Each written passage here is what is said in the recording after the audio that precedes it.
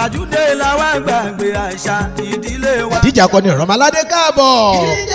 ìdíje akọni ìrànmọ́ládé ni ìdíje àṣà àti ṣe Yorùbá. ó yorùkú lálámilẹ̀ tìtìtì. ó lálẹ́ wù bí àṣẹ̀ṣẹ̀ yóò sùmàrì. ìdíje tó ń ṣe ìgbéléwọ̀n olùkópa lórí àṣà àti ṣe Yorùbá. ìdíje tó ń sọ nípa aṣọ wíwọ̀ nílẹ̀ Yorùbá. àkànlò èdè àti òwe. lítírẹ́ṣọ̀ àti gírámà. oúnjẹ jíjẹ ní ìdíje akọni ìrànmọ́ládé. ìdíje akọni ìrànmọ́ládé la gbé kalẹ̀ pẹ̀lú ìfọwọ́sowọ́pọ̀ Parent Joy International Initiative tí ìforúkọsílẹ̀ wà fọmọdé pẹ̀lọ́gbà. láti kópa nínú ìdíje akọni ìrànmọ́ládé. àwọn ẹ̀bùn àwùdámẹ́nu ló wà fún gbogbo olùkópa yálà ó fìdí rẹmi. nígbà tí akọni nínú ìrànmọ́ládé yóò fi ẹ̀bùn tùlù tó jojú gbèsè ṣèfàjẹ́. ẹgbẹ̀rún 10 náírà péré ní ìforúkọsílẹ̀. ẹ lè forúkọyín sílẹ̀ lórí ìtàkùn ayélujára www.parentjoymedia.com.ng láti fi orúkọ sílẹ̀ tàbí kí ẹ pè sórí ẹ̀rọ ìbánisọ̀rọ̀ yìí 09016775796 tàbí 08113119347. kópa nínú ìdíje àṣà àti iṣẹ́ Yorùbá kó o di akọni nínú ìrànmọ́ládé.